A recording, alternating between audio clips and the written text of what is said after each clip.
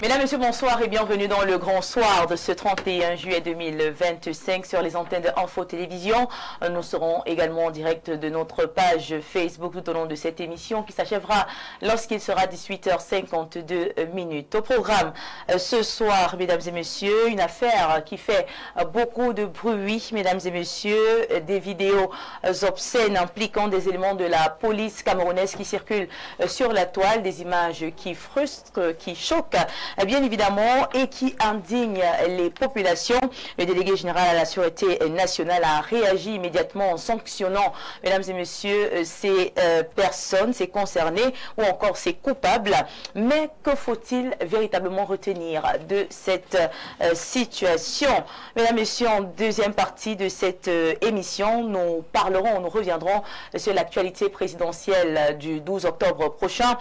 Nous nous intéresserons bien sûr à ces multiples candidatures recalées. On parle de 70 candidatures pour être plus précise. Quelle marge de manœuvre pour ces exclus? Vont-ils se rallier? Vont-ils contester ou alors peser autrement tout au long de cette bataille électorale? Vous avez donc là deux sujets forts, deux sujets intéressants sur lesquels nous débattrons, nous échangerons sur ce plateau avec nos invités, nos panélistes qui sont déjà confortablement installés. Et si vous êtes prêts à la maison, si vous en avez convenance, ainsi que nos invités, nous allons les accueillir comme il se doit. On va commencer par la droite. J'aime bien commencer par la droite. Ils sont 5 ce soir, on en a déjà 4. Et bien évidemment, le tout premier que j'ai le plaisir d'accueillir ce soir, c'est monsieur Abakar Méfiré, sociologue.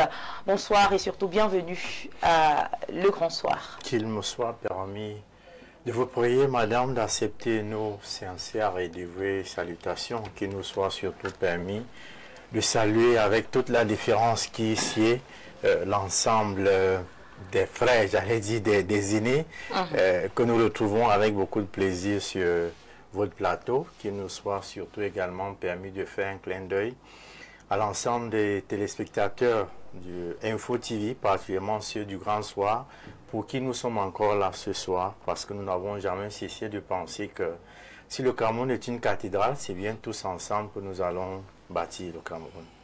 En tout cas, c'est toujours un plaisir de vous avoir sur nos différents plateaux, monsieur Abakar Méfiré. Ensemble, merci. Nous aurons donc l'occasion de pouvoir échanger sur ces thématiques annoncées. Et juste à côté de vous, à votre droite, un autre invité, un visage bien connu, n'est-ce pas, des plateaux télé. Lui, c'est monsieur Émile Bindi, il nous vient du parti Patriote et Écologique. Bonsoir et bienvenue. Bonsoir, madame. Vous allez bien? Je vais très bien. C'est un plaisir de vous avoir ce soir. Oui, c'est un plaisir renouvelé également d'être de nouveau sur le plateau d'Info TV. Ça faisait longtemps que je n'avais pas arpenté les couloirs de votre chaîne. Et c'est avec beaucoup de joie que je renoue avec cette ancienne tradition. Donc je salue l'ensemble de vos téléspectateurs. Je salue également nos copanélistes. Et je souhaite que nos échanges soient cordiaux, fructueux, et puis qu'ils apportent un peu de lumière dans cet ensemble de questionnements qui déchirent la société camerounaise en ce moment. D'accord, et surtout que cela se fasse dans le respect, on va le préciser, qu'on puisse bien s'écouter, s'entendre ce soir. On va tout de suite et maintenant à la gauche pour accueillir deux visages également que vous connaissez. On commence par à l'extrémité, voilà, par l'extrémité, M. Edmond Biloire, il nous vient du Rassemblement démocratique du peuple camerounais. Bien le bonsoir et bienvenue sur le plateau de Le Grand Soir. Bonsoir Viviane Andrea. Bonsoir. Oui, on se retrouve, on était ici la dernière fois. Oui. Bonsoir à mes copanélistes. Bonsoir aux téléspectateurs de Info TV. C'est un plaisir et merci d'avoir accepté notre invitation ce soir. Je vous remercie également. Alors, qu'est-ce que ça vous dit? Vous avez certainement eu vent de ces vidéos sur la toile. Si je vous posais une première question sur votre, ce que ça vous a fait ressentir, qu'est-ce que vous direz? Je n'ai pas vu la vidéo, mais j'ai entendu des commentaires relatifs à la vidéo. Donc, on va commenter les commentaires. Voilà. Donc, je ne sais pas si les gens ont vu cette vidéo, Moi, moi, je ne l'ai pas vu. Vous ne l'avez pas vu vraiment? J'ai vu plutôt la photo du commissaire. Ah, vous avez quand même vu la photo du commissaire? J'ai vu la photo du commissaire et j'ai vu les posts que les gens ont fait. Non, vous n'avez pas vu de vidéo? J'ai pas vu de vidéo. D'accord, ok. En tout cas, il y a quelqu'un ici qui a vu et certainement qui vous permettra également de voir. Alors, ce n'est pas terminé. On a également sur ce plateau, il nous a fait l'honneur d'être là ce soir, Monsieur François Bikoro, qu'on ne présente plus, il faut le préciser. C'est un activateur politique. Bien le bonsoir et bienvenue sur le plateau. Bonsoir, bonsoir surtout à vos nombreux téléspectateurs camerounais, africains et hors du monde qui sont actuellement à près de 150 millions. Dès qu'ils ont appris que vous allez parler des choses salaces qui n'intéressent pas la marche d'un pays. Vous savez que les Africains se distraient beaucoup sur des choses qui ne sont pas essentielles, mais qui malheureusement, avec notre ouverture dans le monde, les intéressent beaucoup parce qu'ils veulent aussi rire et peut-être pleurer avec nous. Mais c'est normal que ça intéresse les Camerounais quand même. Ce n'est pas la première fois que ça arrive au sein de l'administration camerounaise. On a souvent eu des autorités. Et aujourd'hui, quand ça se retrouve quand même au niveau de la police, là qui sont censés, n'est-ce pas, plutôt punir hein, lorsque les autres le font, les Camerounais devraient quand même s'y intéresser. C'est ça justement qui choque. C'est-à-dire que quand on fait un débat sur la construction nationale, sur le paiement des impôts chaque 15 du mois, sur les taxes, sur la participation des citoyens au processus électoral, on ne les voit pas beaucoup s'émouvoir avec émotion et sentiment. Dès lors qu'on lance quelque chose qui amuse la galerie et qui certainement est contraire à la morale et à l'éthique, vous voyez toutes ces impostures et toutes ces hypocrisies se mouvoir. Et ça nous retarde beaucoup dans la maturation de notre corpus social, économique et politique. Très bien, merci en tout cas d'être là. On espère que vous pourrez justement nous apporter votre avis et surtout peut-être quelques solutions parce que ça devient quand même récurrent. Ça arrive une fois, deux fois. On a l'impression que les gens se plaisent ou que les gens banalisent la sexualité aujourd'hui. Pourquoi ça se retrouve toujours sur la toile? On aura le temps d'en parler et de trouver peut-être des solutions pour mettre fin à ces actes obscènes. On va appeler cela comme ça. Mesdames et messieurs, vous avez donc découvert les visages du panel, n'est-ce pas, qui constitue le panel de ce soir. Commençons donc avec la première thématique qui est juste une mise en bouche. C'est un sujet qui fait beaucoup parler, beaucoup bavarder, beaucoup de bruit sur la toile comme dans la vie réelle, il faut le préciser. Mesdames et messieurs, on a donc pratiquement tous vu ces vidéos obscènes, voilà, ces sextapes, si on peut appeler cela ainsi, sur la toile qui ternissent un tout petit peu quand même l'image de la police camerounaise. En réaction, heureusement, on a le DGSN qui a décidé de sanctionner rapidement les reconnus coupables ainsi que certains de leurs collaborateurs. Alors, la première question que l'on se pose est celle de savoir comment est-ce que vous, ici sur le plateau, vous avez apprécié déjà la réaction du DGSN, parce que je ne voudrais pas qu'on s'attarde plus sur l'acte. On aura l'impression qu'on fait la propagande, mais j'aimerais qu'on apprécie d'abord l'acte, la réaction rapide du DGSN. Alors on va commencer par vous à la droite. Bien, merci de me donner la parole sur cette question essentielle. Je voudrais dire d'entame que ce n'est pas une question qui me semble banale. La diffusion de ces sextapes en réalité participe d'une stratégie politique. Ah bon? C'est une stratégie politique qui rentre dans le cadre des mécanismes de guerre cybernétique. Je suis un expert de ces questions, voilà pourquoi j'en parle. Il faut féliciter le DGSN ici pour la promptitude dans la sanction des personnes présumées coupables de dites infractions. Mais il faut dire que la première personne visée par ces sextapes, ce n'était en réalité pas les policiers, ce n'était en réalité pas Monsieur Tout-le-Monde, c'était véritablement le DGSN. Il est le bouc émissaire institutionnel d'une stratégie politique visant la déstabilisation du pays par la diffusion de ces sextapes et leur viralisation dans l'espace cybernétique. Je rentrerai dans des explications pour que vous puissiez mieux comprendre de quoi il s'agit si vous m'en donnez l'opportunité. D'accord, merci pour votre première réaction, mais on parle quand même de partouze, on parle quand même d'homosexualité, parce qu'on a vu dans ces vidéos des personnes du même sexe qui se sont livrées à des, voilà, à des actes pas bien, voilà, pas du tout encouragés. Du coup, on se demande, est-ce qu'on n'a pas l'impression que ces actions sont en train de s'installer de plus en plus dans nos sociétés?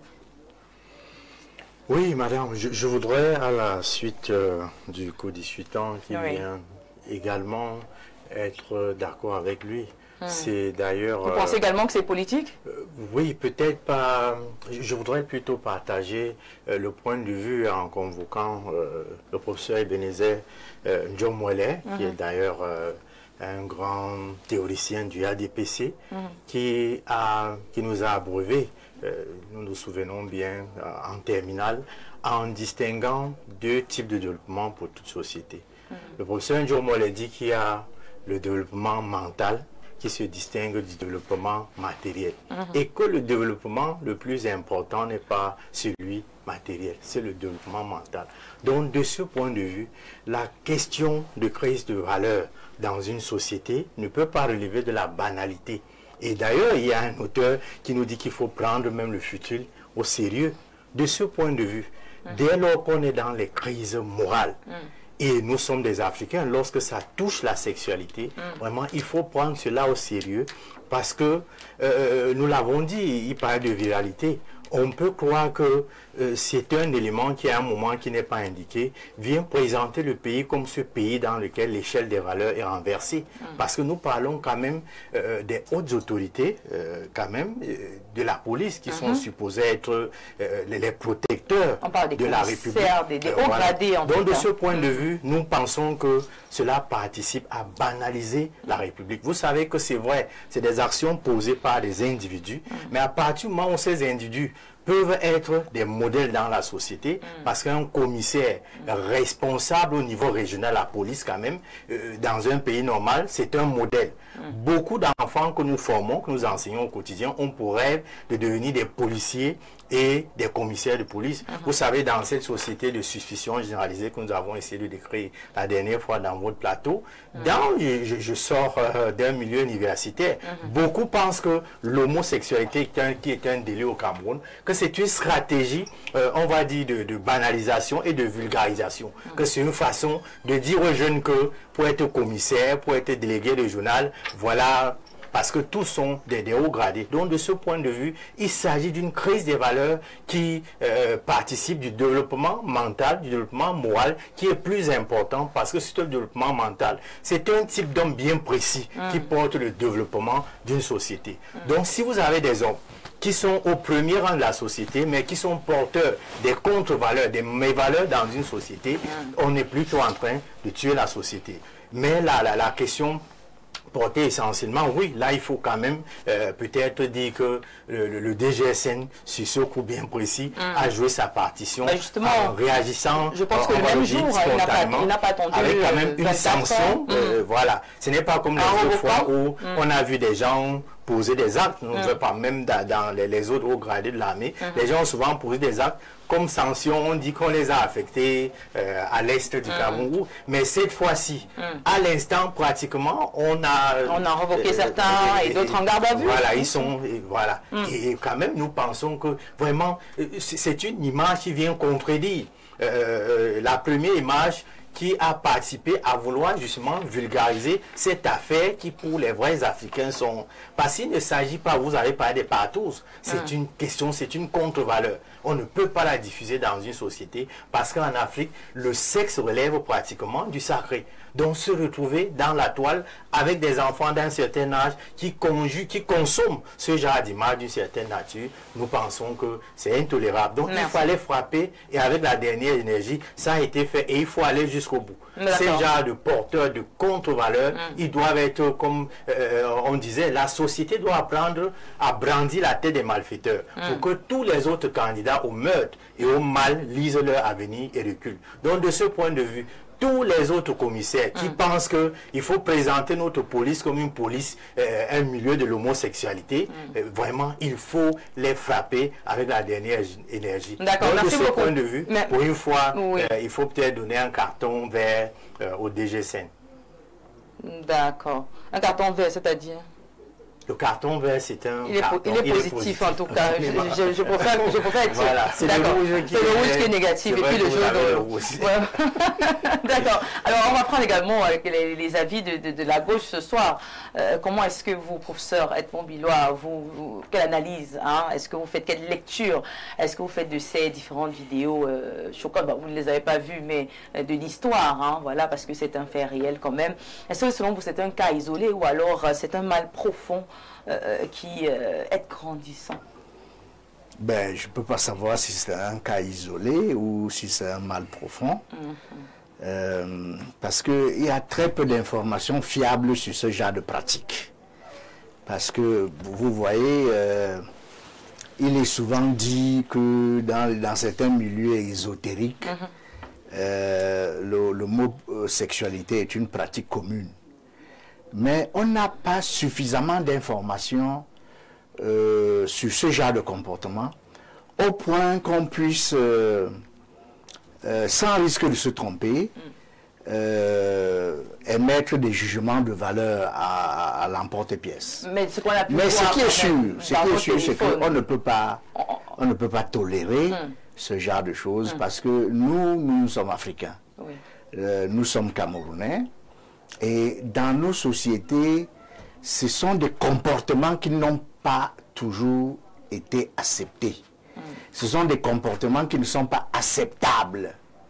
Voilà. Donc, cette histoire-là soulève deux problèmes. Le problème de l'homosexualité et le problème de la banalisation de l'homosexualité. C'est-à-dire qu'on fait comme si l'homosexualité, c'était quelque chose de normal. Dans nos sociétés, ce n'est pas normal. Ce n'est pas normal. Donc, si nous tous qui avons des enfants et des petits-enfants, si on nous demande, est-ce que vous souhaiteriez que votre enfant commette ce genre d'acte? Forcément, vous diriez non. Bien évidemment. Voilà, vous diriez non. Est-ce que vous souhaiteriez que votre petit enfant ou votre petite fille commette ce genre d'acte? Vous diriez non. Et par conséquent, on doit condamner ce genre de comportement avec la plus grande énergie. Et le délégué général à la Sûreté nationale, non, étant déjà au fait de ce qui s'était passé, il a pris les décisions qui s'imposaient. Il a pris les décisions qui s'imposaient. Donc, de plus en plus, on a l'impression que tout est permis chez nous. Dans nos sociétés africaines, on a l'impression que tout est permis. Mais non, tout n'est pas permis. Tout n'est pas permis. On ne peut pas dire à nos enfants, à nos petits-enfants, à nos compatriotes, à nos congénères, que non, que tout est permis. Non, tout n'est pas permis. Et les actes que le délégué général à la Sûreté nationale a posés, ce sont des actes louables. C'est comme ça qu'on doit agir quand on est en position de pouvoir.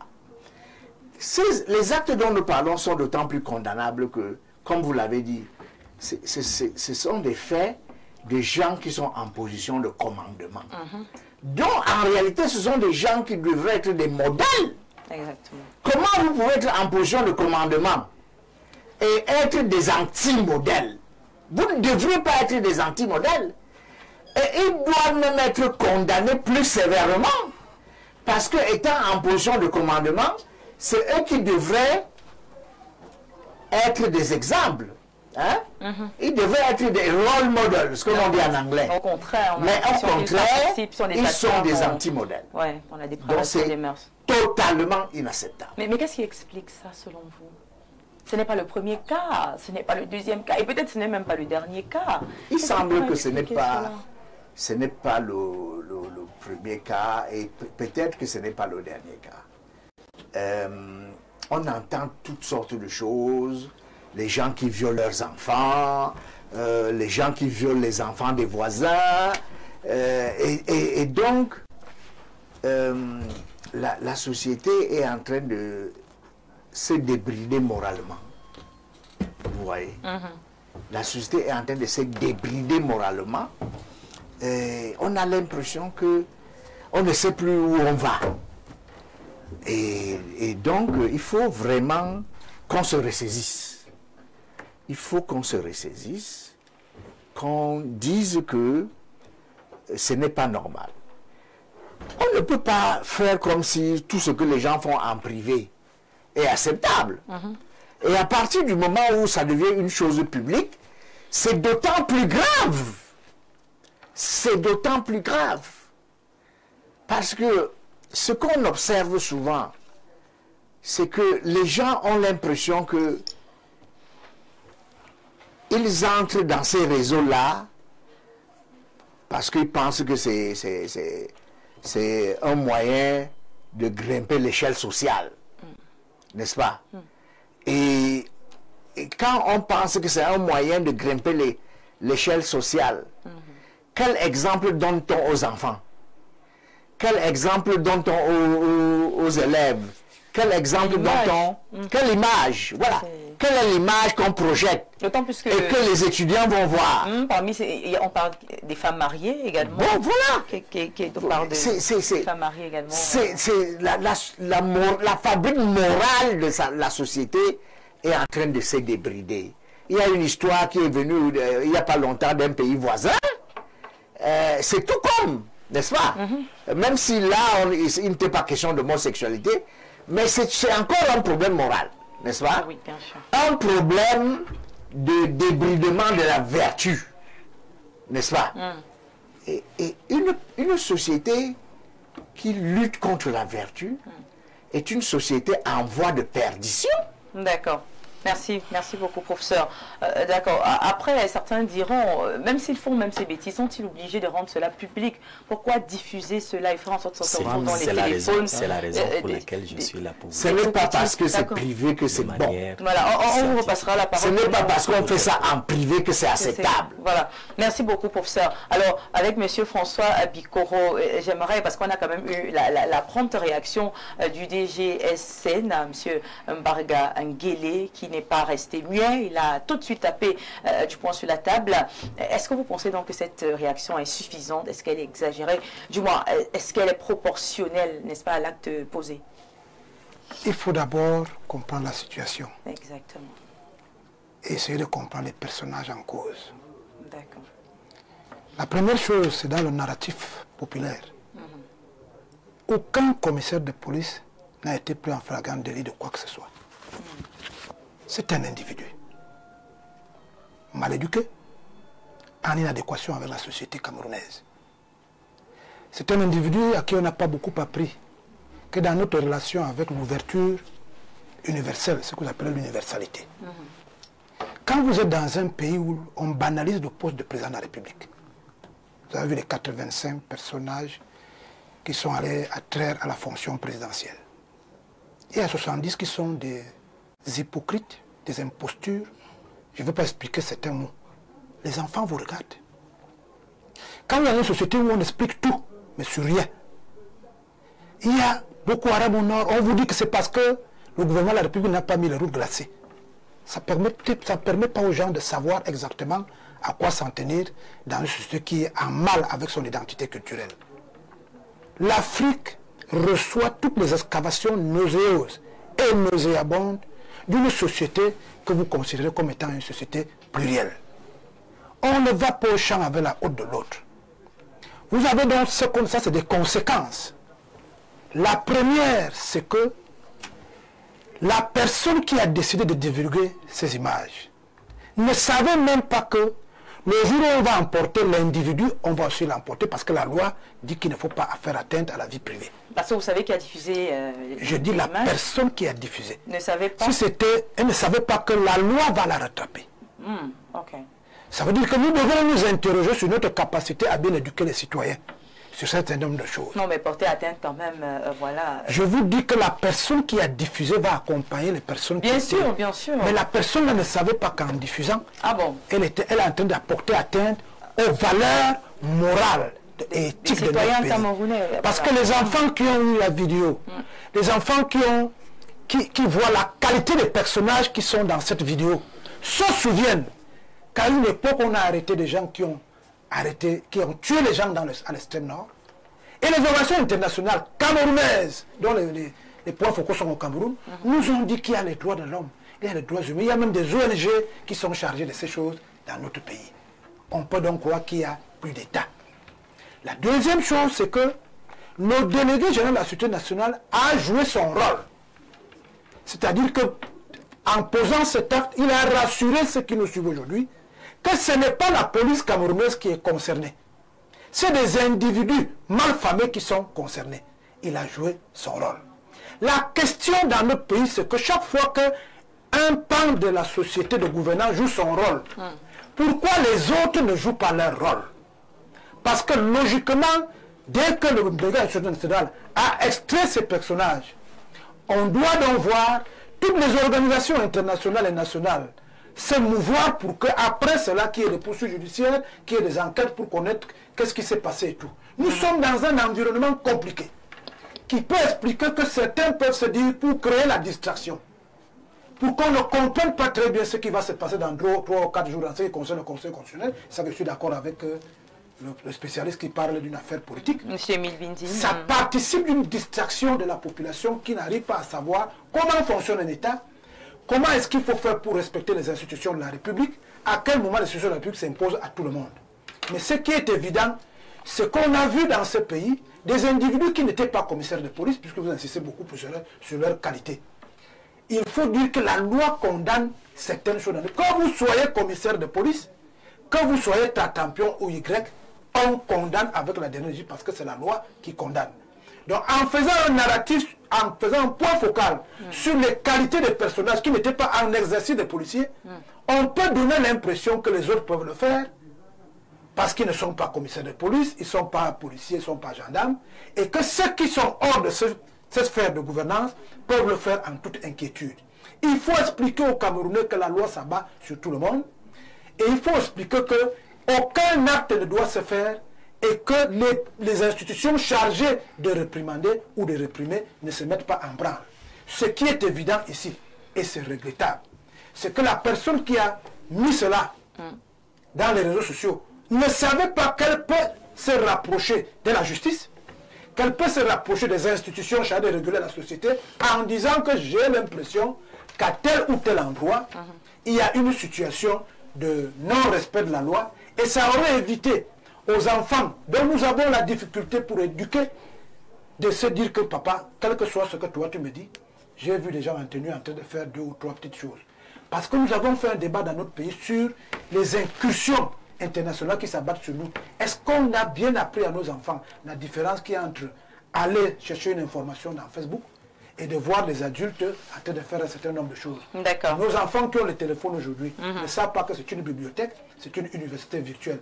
Mais la plupart du temps, ils nous voient sourire et rire en voyant des images qui ne sont pas bonnes. Merci beaucoup. Merci, M. François Bikoro. On va revenir avec vous. Je vous l'ai promis, M. Émile Bindi, puisque vous êtes sociologue. Et je suis cyberjuriste pour la circonstance. Exactement. Ça tombe très bien parce que vous pouvez peut-être nous expliquer ce côté-là. Spécialiste de la guerre cybernétique. Exactement. Pourquoi rendre cela public? Quelque chose qui est censé être intime, des rapports intimes, qui ne sont déjà pas acceptés parce qu'on parle d'homosexualité de tous. Mais quand même, pourquoi rendre cela? On a l'impression que c'est une double faute. Ça veut dire, déjà, vous faites quelque chose qui n'est pas bien. En plus, vous rendez cela public. Comment est-ce qu'on peut comprendre cela? Alors, je voudrais planter le décor. Il ne vous a pas échappé ces derniers temps que il y a eu un message en faveur d'un candidat à la présidentielle émanant d'un lobby homosexuel. Il ne vous a pas échappé que il y a de cela quelques jours, un autre candidat à la présidentielle s'est déclaré en faveur de la dépénalisation de l'homosexualité. Il a dit clairement que, voilà, il fallait dépénaliser l'affaire. Vous voyez bien qu'il y a une concomitance sur le plan thématique entre les soutiens des lobbies homosexuels, les affirmations de dépénalisation et d'autre part, la fuite de ces vidéos juste dans la même période. Cette concomitance n'est pas hasardeuse. Elle participe en réalité d'un plan savamment monté. Pourquoi? Parce que lorsque vous regardez un tout petit peu, quels sont les protagonistes dans l'affaire? Les protagonistes, c'est la police. C'est-à-dire qu'en fait, vous avez d'étendument des policiers parce qu'il n'y a personne en tenue sur ces images. Mais les vidéos que vous avez eu à voir présentaient une photo de quelqu'un en tenue et puis de l'autre côté des vidéos obscènes en train de se dérouler. Vous voyez bien que dans le cadre de cette affaire, il y a une institution étatique, garante de l'ordre, de la sécurité et responsable de l'autorité qui est mise en cause dans un scandale. Notez également que cette institution est censée réprimer l'homosexualité. Et donc, il va sans dire que dans le cadre de la diffusion de ces images, il y a une situation de contradiction qui naît entre d'une part les missions essentielles de cette institution et d'autre part les comportements qu'on a pu observer et qui sont attribués à l'institution. Deuxième élément maintenant, l'institution en question est une institution régalienne de l'État. À partir du moment où une institution régalienne de l'État se trouve impliquée dans un scandale de cette nature, c'est 1. La décrédibilisation de cette institution, 2. La décrédibilisation de l'ensemble du personnel de cette institution, 3. La décrédibilisation du chef de l'institution qui est censé être le garant de la stabilité, de l'ordre, des valeurs, de la sagesse et de tout ce qui va avec. Vous voyez donc que non seulement le discrédit est jeté sur la police, mais au-delà du discrédit jeté sur la police, le discrédit est jeté sur le ministre Mbarga Ngele, qui devient donc, par voie de conséquence, le bouc émissaire, c'est-à-dire celui qu'on présente comme responsable de la déliquescence au sein de la police, de la défaillance de ces institutions, avec tout ce qui va avec. Maintenant, les conséquences sont là. Vous avez posé la problématique des réseaux sociaux. Quel est le narratif désormais au niveau des réseaux sociaux? Au niveau des réseaux sociaux, des gens ont au fait de faire des associations malsaines, mais voulues entre, d'une part, la sextape et les cartes nationales d'identité qui ne sortent pas, les embouteillages qu'on voit, la criminalité qui est en train de s'aggraver, les lenteurs administratives et tout un ensemble de choses. Donc un narratif s'est construit autour de l'incompétence de la police, du fait de pratiques homosexuelles qui pourraient justifier la défaillance de tout un État et donc légitimer dans une certaine mesure des mouvements insurrectionnels. Dernier élément en la matière, il faut noter que lorsque vous regardez tous ces éléments, il y a une équation qui est simple. D'un côté, vous avez la police, c'est-à-dire l'État. De l'autre côté, vous avez l'immoralité. Et en fin de compte, vous avez en dernier ressort la défaillance, l'incompétence et tout ce qui va avec. Et pour clore donc maintenant, la conclusion va de soi, c'est un régime qu'il faut dégager. Mais pourquoi faire ça dans un bureau administratif pour revenir sur ce sujet? Vous savez, madame, je ne rentre pas déjà dans la description matérielle de la scène. Je suis encore sur le plan stratégique. Sur le plan stratégique, lorsqu'on veut déstabiliser un État via les réseaux sociaux, il y a 4 phases.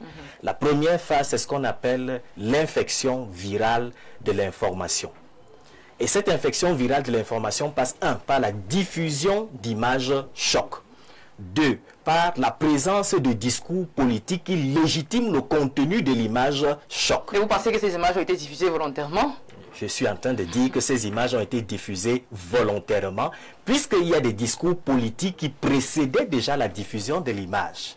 Depuis plus d'une semaine, on en parle. Et depuis quelques jours, il y a un candidat qui s'est porté, qui a décidé de battre campagne pour la dépénalisation de l'homosexualité. Donc je disais, il y a la diffusion de l'image choc, l'accompagnement de l'image choc par un discours fait par des hommes politiques à une certaine période, et de 3, donc maintenant l'établissement d'un certain nombre d'associations entre le contenu choquant, le discours politique et de l'autre côté la défaillance de l'État pour justifier un certain type d'agenda. La deuxième phase maintenant, c'est la phase de viralisation. Parce que le tout n'est pas de diffuser, il faut viraliser. Or la viralisation s'effectue donc à travers les chambres des réseaux sociaux. Cette viralisation n'est pas anodine. Cette viralisation s'accompagne d'une critique systématique de l'État. Et si vous allez regarder l'ensemble des publications qui ont été faites et autres et tout, on dit bien, comme je vous l'ai expliqué tout à l'heure, les CNI ne sortent pas, c'est à cause de Mbargangele. Ceci ne sort pas, c'est à cause de Mbargangele. Il y a des embouteillages, c'est à cause de Mbargangele. Et vous avez la chanson phare de la police. Je ne sais pas comment la mimer, celle que les policiers chantent souvent. Voilà, tout à fait. Il y a ce montage qui a déjà été savamment fait, qui est viralisé, où on présente les protagonistes des sex tape avec à la fin le visage du père de la police, du ministre Mbargangele, comme étant l'auteur de cela. Alors, ces deux phases, lorsqu'elles sont accomplies, on peut passer à la troisième phase. La troisième phase, c'est quoi? C'est la phase de crise de confiance. Parce qu'à partir du moment où la population se rend compte que la limite entre le normal et le pathologique est franchie, que l'institution policière n'est plus garante de l'ordre, n'est plus garante de la régularité d'un certain nombre de comportements, que l'État lui-même est défaillant, qu'il n'y a plus de valeur de quelque manière que ce soit, on arrive dans une situation de décrédibilisation. Absence de confiance, décrédibilisation, et là nous sommes prêts à l'effondrement. Et l'effondrement vient donc maintenant du dernier coup de pouce qui doit être le fait des acteurs politiques. Voilà pourquoi, pour anticiper sur le deuxième sujet, il faut vous dire qu'il y a des candidatures à la présidentielle qui n'étaient pas des candidatures pour concourir effectivement. Il y a des candidatures qui avaient des visées insurrectionnelles. D'accord, pour nous sommes en train de rentrer dans ce cadre-là à travers la sextape telle que je vous le dis. Merci beaucoup pour cette analyse un peu plus précise de la situation. Mesdames et messieurs, nous allons marquer un petit temps d'arrêt pour accueillir notre cinquième panéliste du soir, le docteur Stéphane Zanga, qui est également avec nous pour ce grand débat. Bonsoir et bienvenue. Bonsoir, merci de m'avoir invité. Ça va aller? Les embouteillages, ça n'a pas été facile? Oui, c'est pas évident de rallier la radio. Je partais du bureau pour ici. La télé autant pour moi, je partais du bureau pour votre studio. Mais je suis là, je présente des excuses pour ce léger retard. C'est un plaisir en tout cas de vous avoir parmi nous. Merci d'avoir fait cet effort-là malgré les embouteillages. Alors, vous nous trouvez en plein débat. Hein. On a lancé avec cette première mise en bouche. Vous avez certainement eu vent de cette information, ces vidéos obscènes ou présentant des acteurs de la société en pleine partouze, en pleine pratique d'homosexualité dans des bureaux administratifs. Parce que le lieu également, ça compte. Pourquoi, selon vous, quelle lecture vous faites et surtout pourquoi le faire dans des bureaux administratifs? Il y a des hôtels, il y a des chambres, il y a même des meublés aujourd'hui, des motels et tout ce qui existe. Pourquoi choisir de le faire dans des bureaux administratifs en cette période précisément? D'abord, la période est assez délicate. C'est une période préélectorale. Le corps électoral a déjà été convoqué. Et une première liste a déjà été publiée par Elections Cameroun. Et le Conseil constitutionnel va se charger de vider le contentieux qui est né entre les candidats recalés et le Conseil électoral d'Elections Cameroun. Alors, et la situation étant assez tendue, vous verrez que le régime, ou alors si vous voulez l'État, a mis sur pied un plan de sécurisation de l'ensemble du territoire national. Et c'est justement la police qui, quand vous circulez dans les carrefours, c'est la police qui est en charge de la sécurisation. Enfin, je veux dire en première ligne, en contact direct avec l'usager, c'est la police qui sécurise l'ensemble du processus électoral. Donc le rôle de la police est assez important pendant cette période de la vie de notre nation.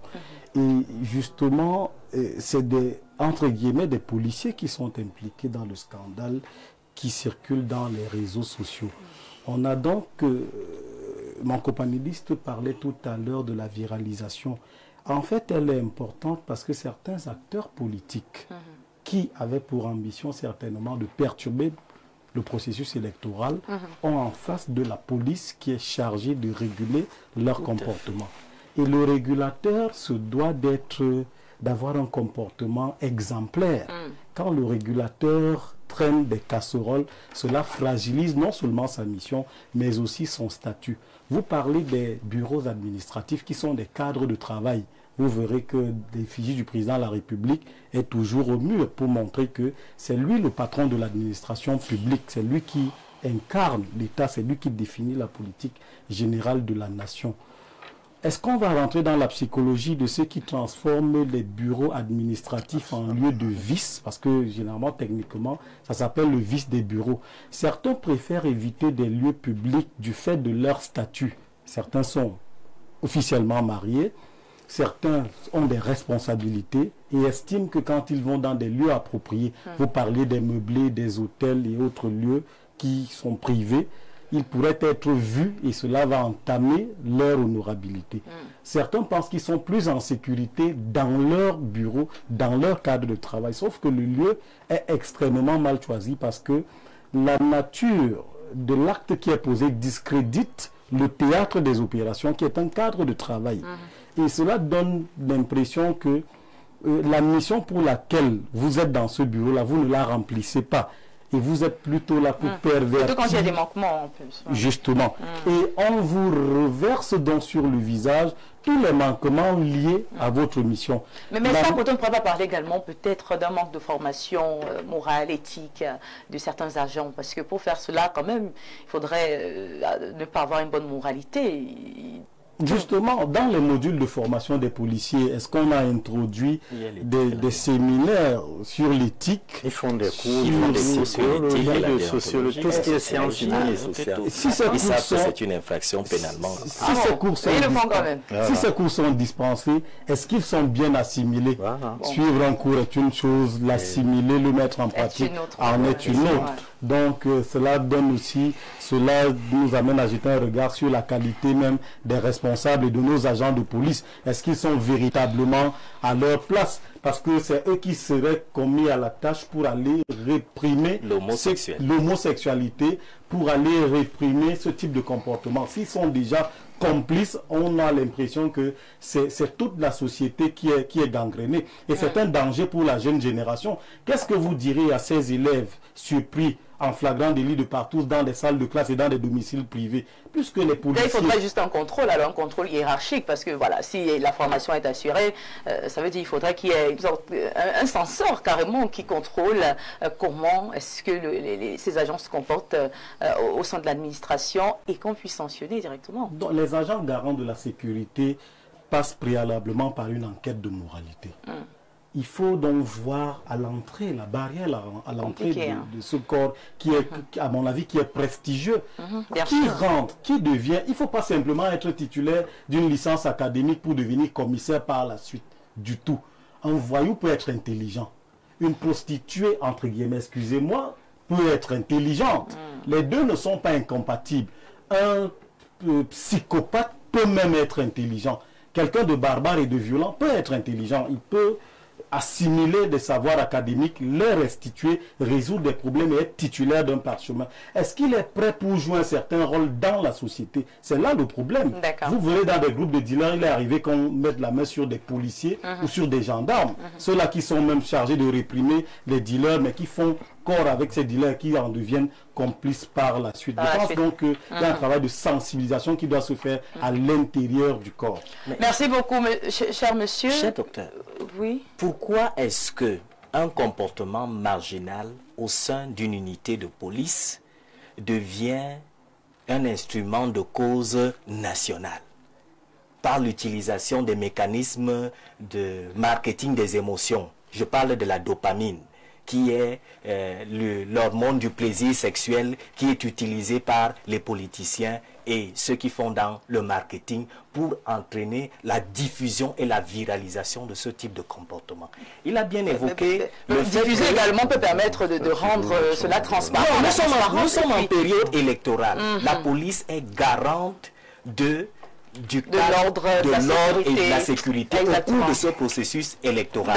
À partir du moment où on délégitime la police dans le cadre de cette mission essentielle en cette période cruciale, il est possible d'arriver à permettez à M. François Bikoro de vous répondre et puis on va passer à la parole. Je veux préciser que l'événement, entre guillemets, sur lequel vous êtes en train de débattre, n'est pas une grande première. Je vous ai dit que dans ce pays, les gens ont dit qu'il n'y a pas de président de la République. ça ne vous semble pas intéressé. Des gens vous ont dit de ne pas payer les impôts, mais en même temps, on demande les routes. On demande les dispensaires, on demande tout ce qu'on veut, alors qu'on dit aux gens de ne pas payer les impôts. Dans ce pays, pendant un an, on vous a dit qu'il n'y a pas de constitution, il n'y a pas de loi. On a même voulu interpréter la loi à l'honneur des désiderata personnels d'un individu. Tout à fait. Et c'était des professeurs d'université. Vous n'avez pas fait de débat sur ça. D'accord. Les enseignants d'université sont venus vous dire qu'il n'y a pas de loi dans notre pays. Nous avons eu dans ce pays des gens qui ont mis dans un livre de classe de 5e des dessins compliqués, donc je ne peux pas dessiner ici parce que j'ai beaucoup de pitié et de respect pour mes enfants. Je dis, le problème dans notre pays, c'est que lorsque quelque chose a trait à la démobilisation de notre tissu sociétal, les gens ne jouent pas leur rôle. C'est pour cela que la posture de Mbargangele est importante. D'accord. C'est-à-dire qu'il a joué son rôle. Est-ce que les parents vont jouer leur rôle? Est-ce que la justice va jouer son rôle? Parce que je vous ai dit, si on a attrait au non-respect de la loi en ce qui concerne cette histoire. Merci beaucoup. Les narratifs sont importants. Oui, pour sortir, ne donnons pas l'impression que cette histoire qui est condamnable ne concerne que les gens qui portent la tenue. C'est pour ça que j'ai tenu à dire ici que ce sont des individus à titre personnel mal élevés, mal éduqués, qui ont eu l'impression que la norme n'est plus de rigueur. D'accord, c'est compris. Autre chose qui se fait. Nous devons nous interroger. C'est compris, nous, la monsieur. société camerounaise, chaque fois que quelqu'un vole et que des acteurs politiques, sociaux et culturels viennent vous dire que ce n'est pas le temps de telle tribu, c'est le temps de l'autre tribu. Parce qu'il y a des hyperbolisations aussi lorsque la loi se met en branle. C'est compris, on va prendre quelques réactions, s'il vous plaît. Chacun d'entre nous, merci. Que, quand il y a une situation comme celle-là, le seul repère doit être le respect de la loi. Merci beaucoup, M. François Bikoro. Vous savez, le temps également nous tiendra à la gorge. L'éducation aussi. Exactement. Alors, donnons à présent la parole à nos téléspectateurs qui nous regardent. Vous avez un problème, cher monsieur? On est aussi invité. Oui, ne vous inquiétez pas, on reviendra. Prenons d'abord quelques avis. Alors, bonsoir le panel. À propos du sujet, c'est pas la première fois dans ce pays. Et quand on se plaint, il n'y a pas de suite. J'ai été violée par un directeur général de ce pays et c'est comme ça que j'ai même failli être enfermée. Or, j'étais victime. Un pays pareil, c'est Basile. Bonsoir à tout le plateau, je pense que cela a été condamné parce que c'est arrivé sur les réseaux sociaux. Sinon, nous, la basse classe, savons que ces prédateurs, que ces pratiques sont incontournables pour maintenir ou avoir un poste. Wilfried de Yaoundé. Bonsoir le plateau, je pense que tous les bureaux administratifs devraient avoir des caméras, qu'on soit divisionnaire, principal et autres. C'est Josué depuis Yaoundé. Bonsoir, je pense que vous êtes tous hors sujet, vous politisez tout. Voilà, je suis totalement d'accord. Ah bon? Oui. Alors, tout à l'heure, vous allez nous expliquer. Bonsoir à tous, comment allez-vous? Excusez-moi, j'aimerais savoir que veut dire homosexualité dans les bureaux. C'est dangereux. Il faut taper sur Google. Parce que... Alors bonsoir le plateau, très belle émission. Moi je pense qu'au vu de nos valeurs africaines, le DGSN a montré qu'on a tort de penser que le pic pyramidal de notre société n'est pas aussi pervers qu'on le pense. Bravo à vous monsieur le DGSN. Ces cas-là, à mon avis, doivent même être enfermés. C'est Paul Itaka depuis Invoque Betty. Bonsoir à tous. Bonsoir le panel. Mon papa Bikoro, je suis très fier de vous pour ces fameux policiers. Il faut les radier du corps de la police. Nous sommes fatigués de tout cela. La justice au Cameroun n'existe plus. C'est Franck de Douala qui nous écrit. Un autre message, bonsoir Madame Viviane et à vos brillants panélistes. Demandez aux hommes politiques qui prennent un fait de société pour en faire un sujet politique que ce n'est pas honnête, car si on veut jouer à ce jeu, nous rappelons juste que la fille d'un candidat s'est affichée publiquement avec sa compagne au palais le plus prestigieux. D'accord, merci beaucoup pour votre message. Bonsoir Madame, Monsieur Bikoro a vraiment changé. Hein. Avant, il était vrai. Il était vrai quand il était à l'Afrique Média. Et depuis un certain temps, le discours a totalement changé. Bon. Bonsoir à tout le panel, professeur. Vous dites que vous n'avez pas encore vu ces vidéos. Ça, c'est le résultat de notre pays où pour évoluer, il faut entrer dans les cercles vicieux. C'est de la pure sorcellerie. Bonsoir très chers amis. Même s'ils font leurs bêtises, est-ce qu'ils sont obligés de les diffuser? Bravo au DGSN pour ça. Et cela, c'est grâce aux réseaux sociaux. Achille Aimé depuis Yachika Douala. Bonsoir à vous sur le plateau. D'abord, je dis un grand bravo au DGSN, mais il ne devrait pas être seulement suspendu, mais complètement licencié. Déjà, la population a du mal à faire confiance aux garants de la sécurité. Si en plus de ça, il faut supporter des bassesses aussi répugnantes, vraiment, ça ne fait pas honneur à notre pays. Alistair de Berthois. Bonsoir le plateau. Que peut le DGSN face à la dépravation des mœurs des hauts gradés de son corps? Le monde est vraiment formidable. Sévérin Dongomé.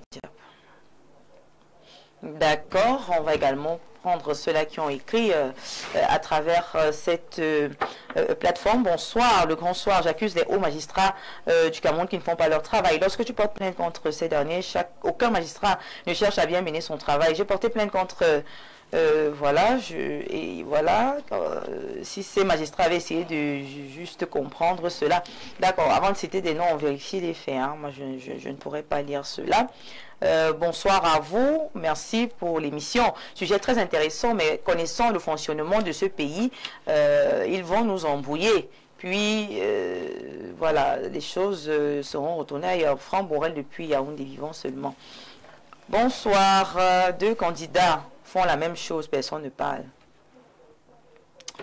Bonsoir, la Ngongo de la modération et au panel. On doit les abattre pour avertir les autres. C'est Ibrahim depuis Ngosson. C'est pas un peu fort quand même, abattre. Bonsoir, je pense que vos invités politisent tout. Que celui qui n'a jamais péché leur jette la première pierre. Chris Messi. David de Douala nous dit bonsoir, moi je demande déjà quel exemple nous sommes censés suivre. La police qui est censée nous protéger de l'homosexualité qui fait ravage, regardez vous-même. Les professeurs qui sont censés nous éclaircir, mais ce sont les mêmes professeurs qui organisent les débats.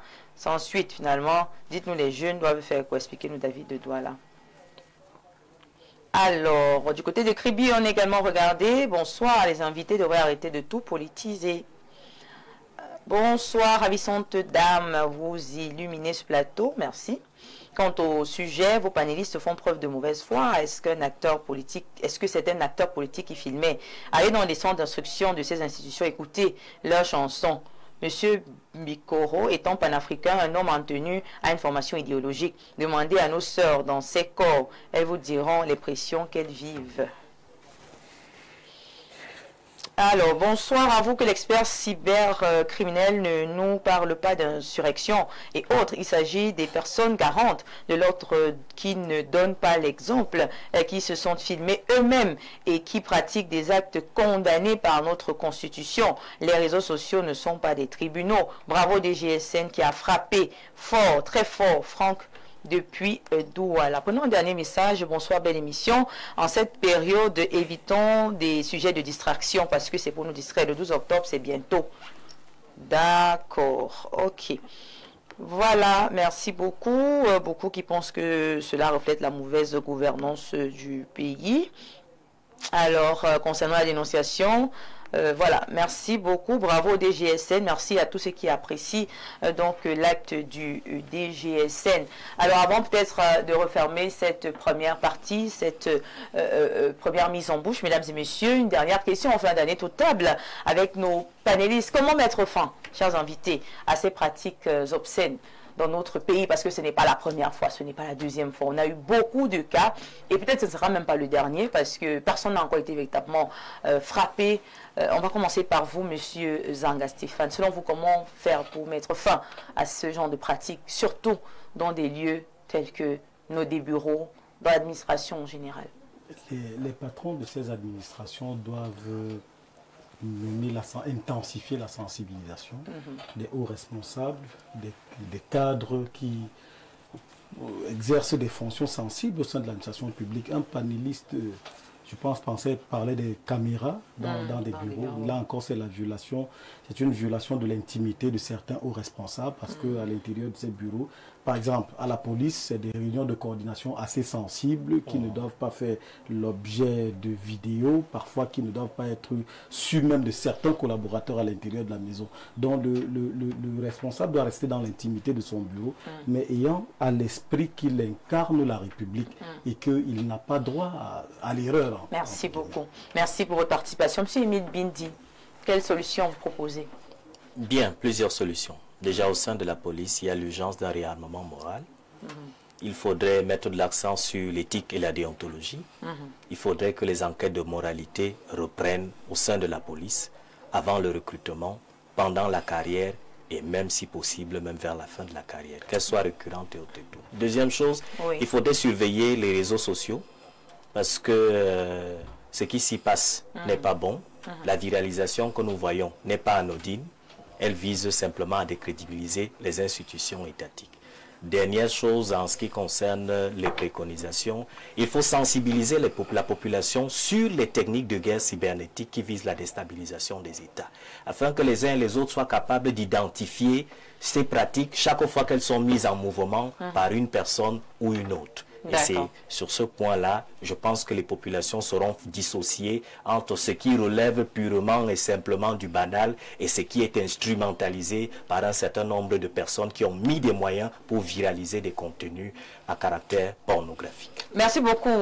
Si vous le dites, merci beaucoup. On va passer la parole à M. Abaka Méfieré pour également proposer des solutions face à cette forte montée des actes obscènes. Non, bon, avant même de parler de solutions, il faudrait vraiment avoir participé au débat. Vraiment, moi, je voudrais à titre personnel, peut-être même avant que la parole nous soit retirée, dire que je suis d'accord, il faut le dire. On ne doit pas tout politiser. C'est vrai que la politique, c'est l'art de gérer la cité et de ce point de vue, tout est politique. Mais la politique politicienne ne doit pas intégrer tous les sujets.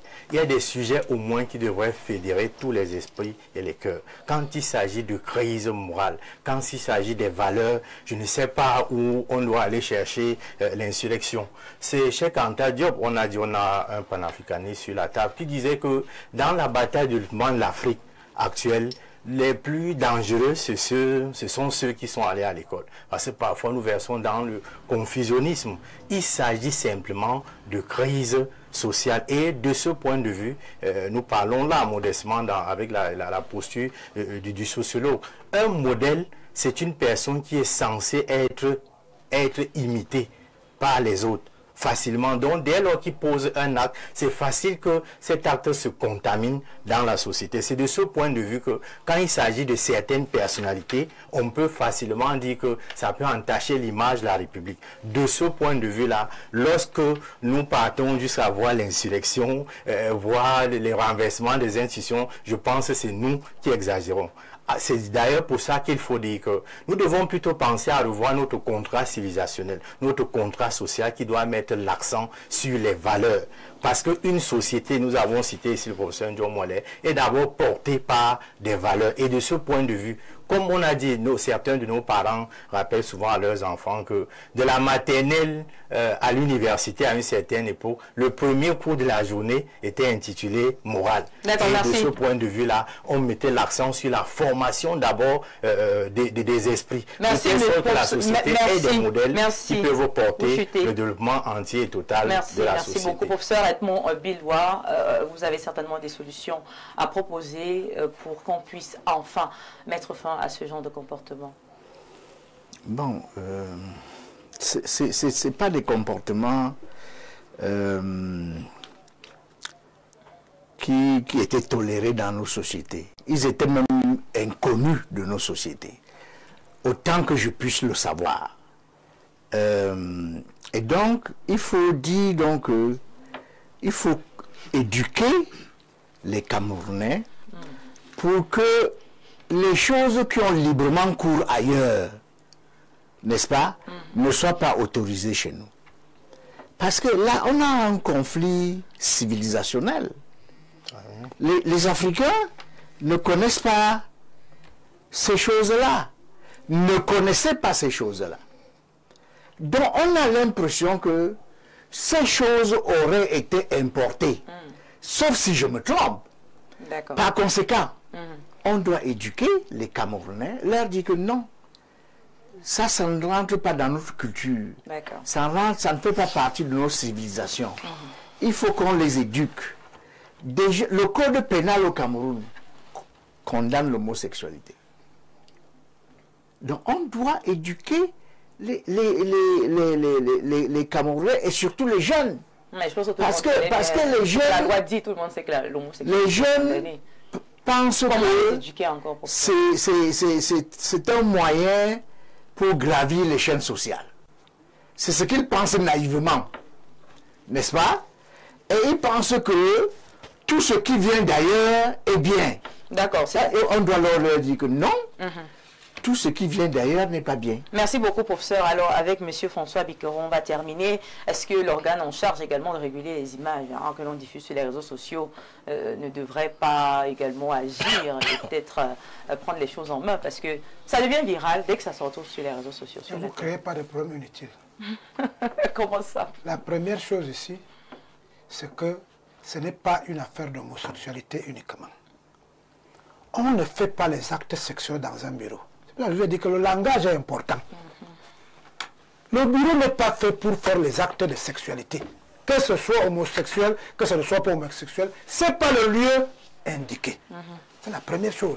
La deuxième chose, c'est que on aurait pu avoir peur et être inquiet si la première strate de réprimande n'a pas fait son travail. Nous disons aux gens, le délégué général de la Sûreté nationale vient de frapper à son premier niveau. Si dans 3 semaines, le monsieur boit une bière tranquillement dans un bar, ça va retrouver les réprimandes qu'on fait à la police camerounaise. Qui suppose que vous arrêtez un voyou, vous arrêtez un bandit, il entre dans un commissariat et il vous donne une bière au premier carrefour qui est après.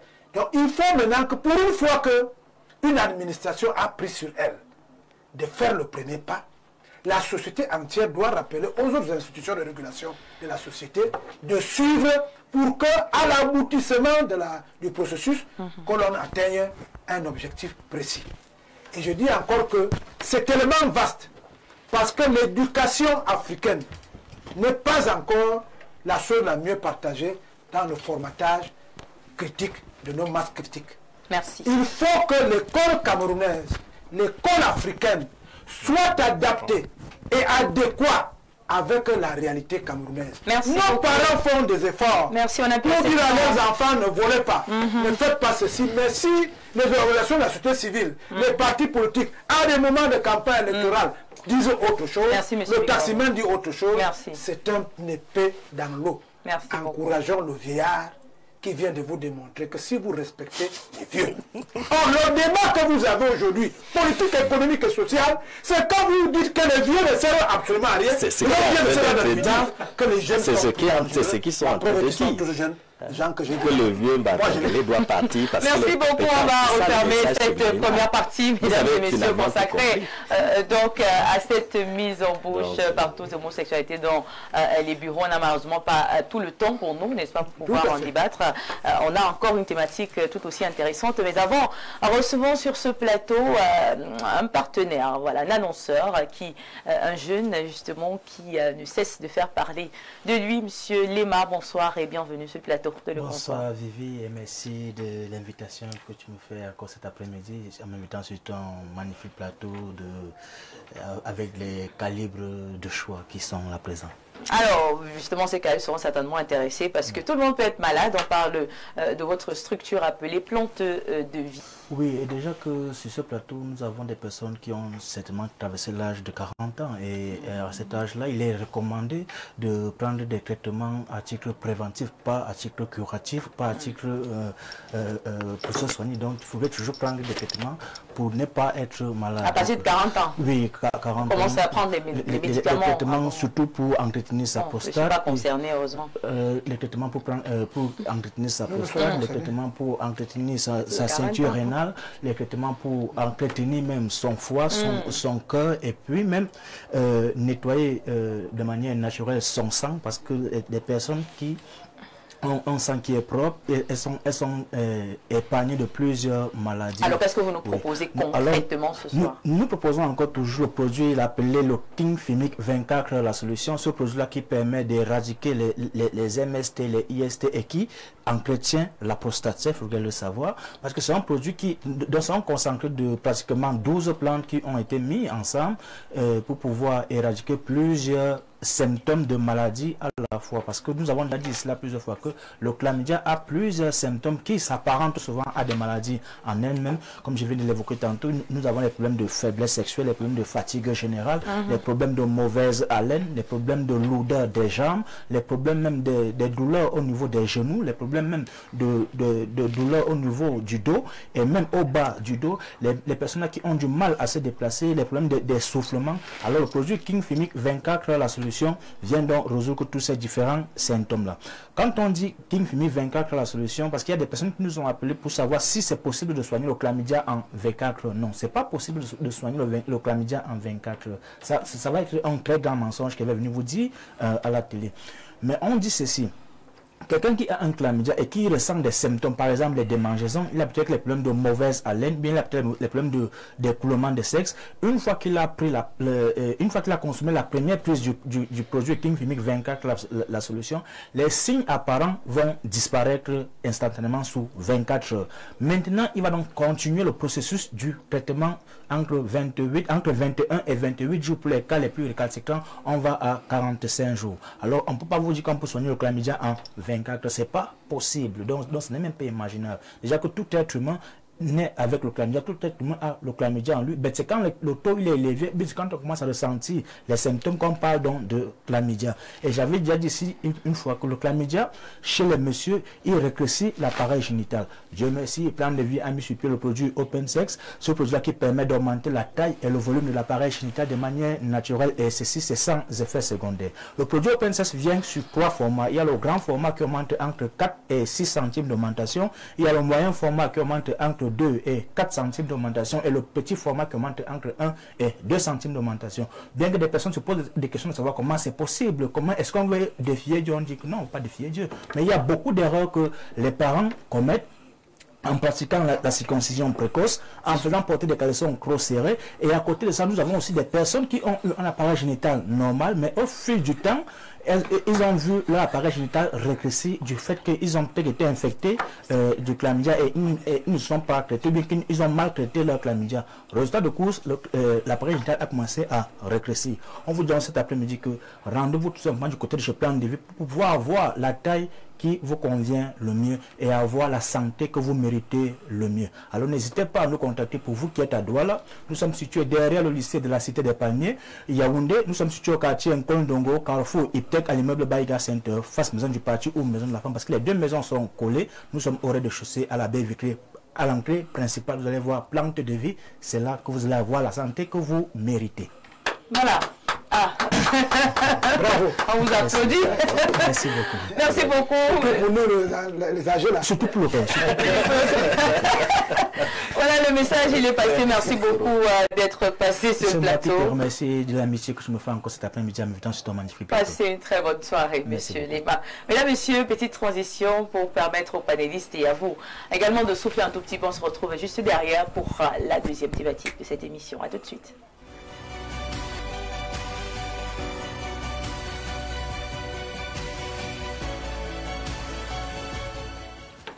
Retour sur le plateau, mesdames et messieurs. Je rappelle que nous sommes en direct également de notre page officielle Info TV Cameroun sur Facebook et que vous pourrez revoir la rediffusion de ce programme à 3h, juste après la rediffusion de l'émission Décollage. Après donc cette tempête au sein de la police, mesdames et messieurs, faisons un cap à présent en politique où la tension est tout aussi palpable, il faut le dire, mesdames et messieurs, pour parler bien évidemment de ces multiples récalés lors des dépôts des candidatures, justement, du côté de Election Cameroun. Mesdames et messieurs, avant, nous allons saluer également un téléspectateur qui nous regarde. Il s'agit du directeur, du délégué général à la Sûreté nationale, le chef de la police, comme on l'appelle affectueusement, monsieur Martin Mbarga. Le patriarche. Le patriarche, voilà, qui nous regarde. L'homme qui est le plus combattu du fait de son âge. Oh. Il vient de poser un acte qui prouve que l'âge des jeunes là, il faut s'armer, il faut être en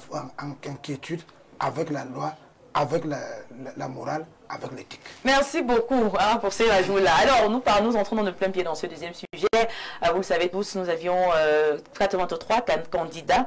13 ont été retenus, 70 candidatures ont été rejetées. Parmi ces 70 candidatures rejetées, on nous parle de 35 qui ont donc déposé des recours auprès du Conseil constitutionnel. Force de se poser certaines questions. Est-ce que ces candidatures ont de la chance, n'est-ce pas, d'être retenues par la suite? Quelles ont même été les véritables raisons, n'est-ce pas, de ces rejets? Est-ce que c'était parce que les dossiers n'étaient pas bien constitués ou alors c'était des recalages volontaires comme certains le pensent? En tout cas, mesdames et messieurs, on en parle avec nos invités sur le plateau. Et nous allons commencer une fois de plus par la droite. Je commence par vous, cher monsieur. On espère que la caméra est braquée sur vous. Alors, selon vous, quelles sont les chances que ces différents recours, on parle de 35 recours, est-ce qu'ils ont assez de chances pour être retenus cette fois-ci? Alors, il y a 35 recours. Sur les 35, les 35 recours concernent déjà une partie des recalés, mais également aussi ils concernent une partie des 13 qui ont été, dont les candidatures ont été validées par le Conseil électoral. Maintenant, est-ce qu'il y a des chances? C'est difficile. Difficile pourquoi? Parce que la tradition veut qu'il y ait une systématicité de l'irrecevabilité auprès du Conseil constitutionnel. C'est une tradition. Très peu de gens ont pu obtenir gain de cause devant cette institution-là. Et sur cette base-là, il est vraiment difficile d'envisager une issue heureuse pour les différents recours. Ça, c'est la première des choses. Il n'y a aucun candidat qui pourrait sortir du lot quand même? Difficile. Deuxième chose, vous devez savoir que les institutions sont liées. Le Conseil constitutionnel, recevant les recours émanant de candidats recalés au niveau du Conseil électoral, se retrouve dans une situation délicate. Parce que ces décisions peuvent contribuer à conforter les positions du Conseil électoral, à renforcer la crédibilité de cette institution et la confiance y afférente. Tout comme ces décisions peuvent contribuer à fragiliser le Conseil électoral, à démontrer clairement que cette institution n'a pas fait convenablement son travail, qu'elle n'a pas fait montre de sérieux, de neutralité et de tout ce qui va avec dans le cadre de l'étude des dossiers. Donc le Conseil constitutionnel en ce moment est face à une équation extrêmement délicate qui allie à la fois d'un côté le droit et de l'autre côté la politique. D'un côté la loyauté institutionnelle vis-à-vis du Conseil électoral également, parce que ce sont des institutions qui sont en charge, et de l'autre côté la réalité. D'une manière ou d'une autre, les décisions, si elles sont rendues, si elles fragilisent pour la majeure partie, si elles remettent en cause pour la majeure partie celle du Conseil électoral, cela peut contribuer également à la délégitimation de l'institution, à la délégitimation de l'élection et donc ouvrir la voie à d'autres conséquences. Sur la base de ces considérations liminaires, je peux déjà dire qu'il sera difficile pour l'ensemble des recalés d'obtenir gain de cause. Maintenant, rentrons dans le fond, il faut poser la question de savoir quels sont les motifs pour lesquels ils ont été recalés. Et forcément, au-delà des motifs, quels sont les motifs pour lesquels ils ont saisi le Conseil constitutionnel? Avait-il qualité pour saisir le Conseil constitutionnel? Donc, il y a également ces autres considérations qui sont des considérations purement normatives sur lesquelles nous pourrons revenir si vous nous en donnez l'opportunité. Merci beaucoup, M. Abakar Méfiré, également, à qui on va poser la question suivante. Parlons de présidentielle 2025. Quelle chance donc pour les recalés, selon vous? C'est des rêves brisés quand même. Est-ce qu'ils auront encore ce poids-là, n'est-ce pas, dans le jeu électoral? Oui, Andrea, je me souviens qu'il y a 2 semaines, nous étions sur le plateau avec vous. Nous avons essayé d'évacuer la première partie sur la banalisation du poste du président de la République avec les nombreuses candidatures. Nous avons clairement essayé d'expliquer que le trop-plein de candidatures attestait d'une sorte de banalisation du poste du président de la République qui croit qu'on dise quand même en tant que première représentation institutionnelle devrait continuer à jouir de tout son respect. Mais trop de candidats et finalement nous pensons que nous avançons dans cette sorte de banalisation parce que 35 recours, à côté de ce que mon frère Bindji disait, nous pensons que les 35 recours, nous pouvons les diviser en 2 catégories.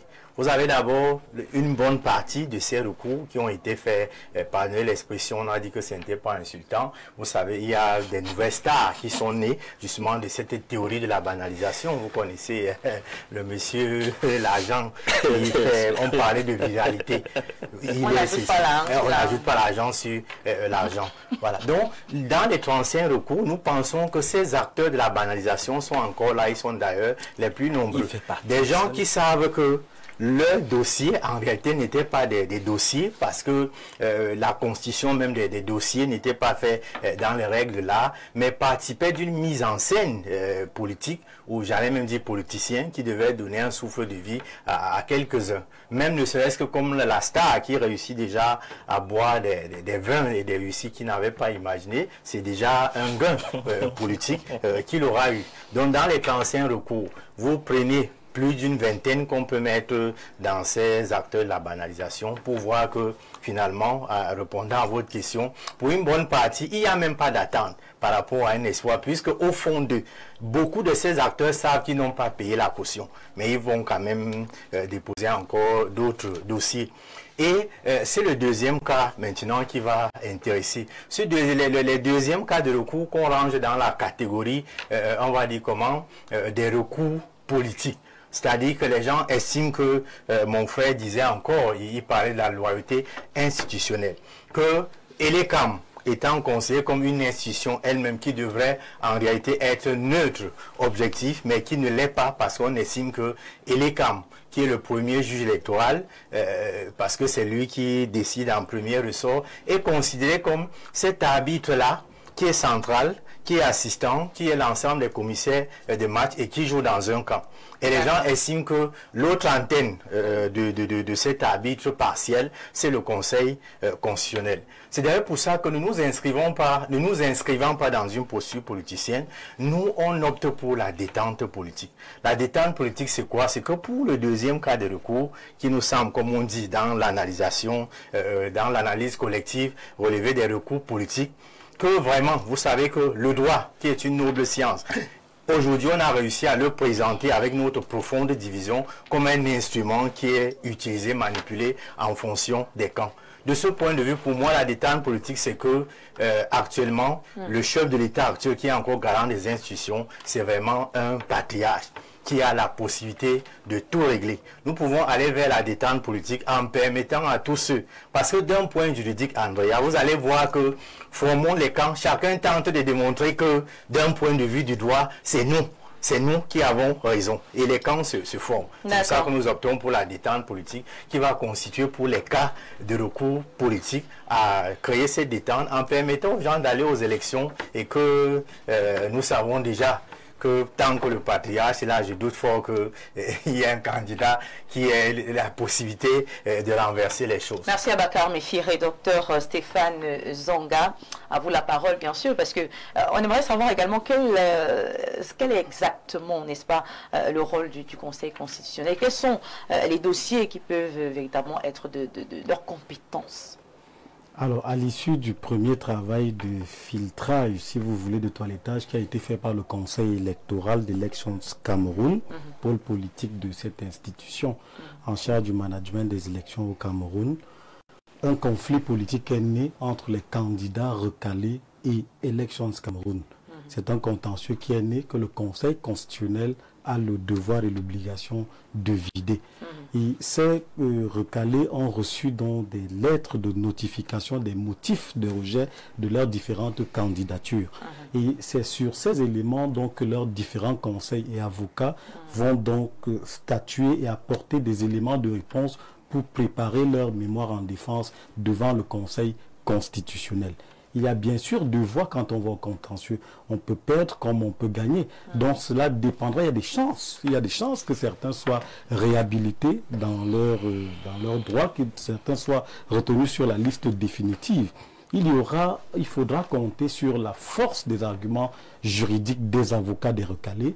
Il faudra compter avec l'indépendance et l'impartialité du Conseil constitutionnel, cette institution qui est garante de ce contentieux. Il faudra même compter aussi avec la pression médiatique. Un copanéliste disait tout à l'heure que c'est une instance d'irrecevabilité du tout.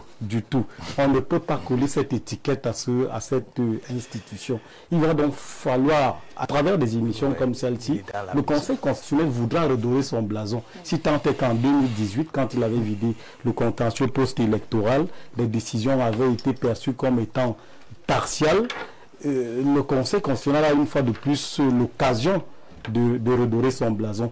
Il faudra même compter avec la solidarité de l'opposition, c'est-à-dire qu'une solidarité entre recalés. Il y a quand même certaines des figures de l'opposition qui devraient, à mon avis, participer à ce grand rendez-vous pour le rendre davantage crédible, dont les acteurs de l'opposition devraient rester solidaires les uns les autres. Il faudra également compter avec pas peut-être la pression internationale, avoir à l'esprit que le Cameroun est sous le feu des projecteurs et que le Conseil constitutionnel, à travers ses décisions auront un impact sur l'issue du scrutin.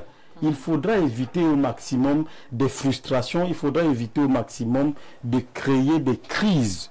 Donc le Conseil constitutionnel devra dire le droit et il devra rester véritablement cette institution indépendante et impartiale qui véritablement va rassurer et va redéfinir les forces politiques, parce que les décisions du Conseil constitutionnel, comme elles ne sont susceptibles d'aucun recours, elles vont redéfinir la carte politique et même les forces politiques qui devront compétir le 12 octobre prochain. Donc c'est une mission délicate qui incombe à cette institution. Merci beaucoup pour votre réponse assez claire. Professeur, je me retourne vers vous pour vous demander quand même, est-ce que ces recalés-là remplissaient déjà les conditions nécessaires pour revenir faire recours? Qu'est-ce qui a changé entre-temps pour que justement ces recalés reviennent encore faire recours? Non, mais si ces recalés n'ont pas pu passer le filtre de l'ECAM, c'est parce qu'ils ne remplissaient pas les conditions. Voilà. Bon, maintenant, ils pensent que l'ECAM n'aurait peut-être pas appliqué le droit, et donc ils vont donc à l'instance qui va appliquer le droit. Ils n'ont pas appliqué le droit, ils ont appliqué quoi alors? Bon, mais c'est ce qu'ils pensent. C'est ce qu'ils pensent. Mais quand on lit les motifs que l'ECAM a publiés, n'est-ce pas, ben, il est extrêmement difficile d'aller convaincre le Conseil constitutionnel que l'ECAM s'est trompé. Donc,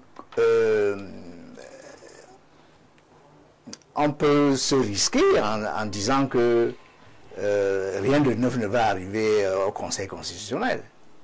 Hein? C'est-à-dire que Pour les recaler. Pour les recaler, moi j'ai nettement l'impression qu'il n'y aura pas des gens qui vont être sauvés. Et parmi les 13, il est aussi possible qu'il y en ait qui soient recalés par le Conseil constitutionnel. Naturel. Ah d'accord, parmi les 13. Oui, parmi les 13. Parmi les 13. Et donc, et le Conseil constitutionnel va lire le droit. S'il y a des problèmes qui auraient pu être réglés par la politique, le Conseil constitutionnel va se déclarer incompétent. Comme d'habitude. Mais c'est ça. Si vous avez un problème de leadership dans votre parti, vous allez au Conseil constitutionnel. Est-ce que le Conseil constitutionnel est là pour régler les problèmes de leadership? Non. Le Conseil constitutionnel, lui, il veut savoir, est-ce que parmi les deux personnes qui vous ont donné la lettre d'investiture, est-ce que les deux sont qualifiés? Si les deux sont qualifiés, le Conseil constitutionnel les renvoie, allez arranger vos problèmes de leadership hors du Conseil. Vous voyez? Donc, il ne faut pas s'attendre. Le Conseil, d'ailleurs, vous voyez, je vois que mon petit frère, le sociologue, il dit que il faut admettre tout le monde, etc. Mais le droit ne réfléchit pas comme ça, hein. Non, il parle de détente. Voilà. Non, il n'y a pas de détente. On ne détend pas. Il n'y a pas de détente en politique. En droit. En droit déjà. Non, on peut. Les hommes politiques peuvent dire bon, n'est-ce pas, faisons en sorte qu'il n'y ait pas de problème. Mais le droit, c'est le droit. En droit, on dit souvent dura leg sex. La loi est dure, mais c'est la loi. Quand la loi a les yeux. Non. Quelle loi a les yeux? C'est ce qui se dit au Cap. La loi a les yeux comment? Oh là là. Mais ça, c'est rien. Tout a commencé. Mais je pense que c'est vous qui lisez le paysage politique camerounais avec les yeux de sympathie. Avec les yeux de sympathie. Si les gens sont dans l'incapacité de monter un dossier en béton, ça, ce n'est pas le travail du Conseil constitutionnel. Le Conseil constitutionnel va rejeter ça. Et il ne faudra pas qu'on s'étonne que le Conseil constitutionnel dise qu'il n'est pas compétent en la matière. Ben oui, c'est ça. D'accord. Voilà, merci beaucoup. Bon, maintenant, il ne faut pas penser que les problèmes qui se posent aux juristes au Cameroun sont spécifiques au Cameroun. Vous avez vu quand Marine Le Pen a été condamnée. Tous les juristes du monde se sont affrontés sur les plateaux de télévision et ils ne sont pas tombés d'accord parce qu'il y en a qui ont dit que c'est politique, comme a en train de dire le sociologue, et il y en a qui ont dit non, ça n'a rien de politique, c'est le droit. Ce n'est pas parce que vous êtes un homme politique que le droit ne doit pas s'appliquer à vous. Et il ne faut pas croire que les Camerounais n'ont pas de juristes qui puissent interpréter le droit. Les Camerounais ont des juristes qui peuvent interpréter le droit. Et il y a des Camerounais qui sont des juristes qui font de la démagogie. Soit ils font de la démagogie, soit ils veulent utiliser l'argent qui a été collecté à d'autres fins. Et par conséquent, ils ne montent pas un dossier qu'un bon juriste aurait pu monter. Et c'est ça qu'on est en train de voir là. Et le Conseil constitutionnel, lui, ne va pas se préoccuper de ça. Vous avez respecté le droit, oui ou non? Sinon, vous rentrez au quartier. Merci beaucoup, professeur. Alors, avec M. François Biko, vous qui êtes si proche voilà, du terrain, dites-nous comment la base militante a donc accueilli ces différents recalages. Moi, je ne suis pas dans une base militante qui a été recalée. Oui, mais vous êtes quand même proche. Je préfère parler de citoyens qui voient... La candidature du président de la République non, je vous dis que je ne suis pas dans une base militante où une candidature a été recalée. Vous êtes aussi au Moi, je suis venu vous dire que le narratif langagé est important pour éduquer les situations des populations. La loi 04-2004 du 13 avril 2004, à l'article 3, alinéa 2 et 3, prédispose des compétences du Conseil constitutionnel.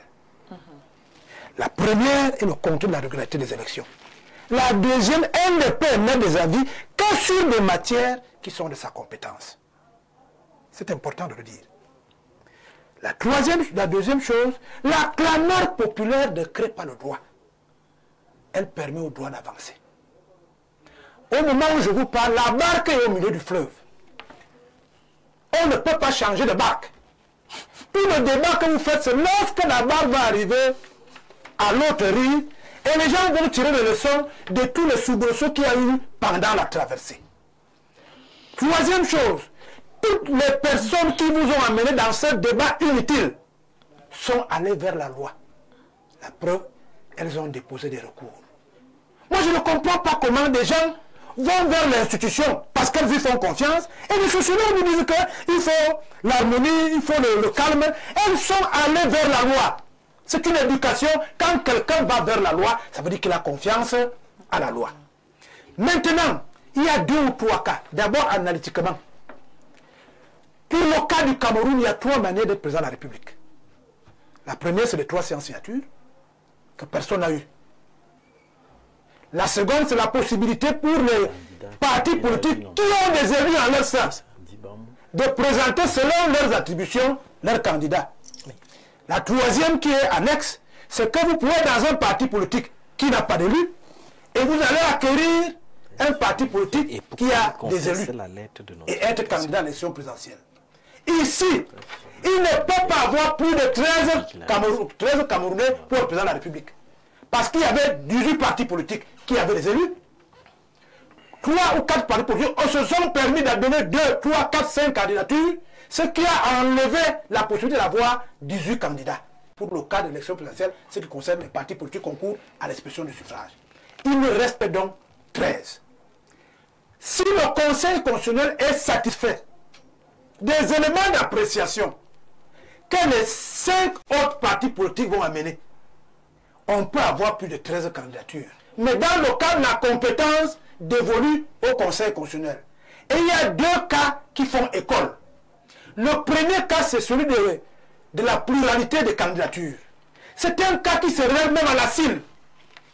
Il y avait pluralité des candidatures. On demande à la personne qui a compétence pour avoir les candidats, est-ce que vous reconnaissez tel? On dit non, l'affaire est réglée.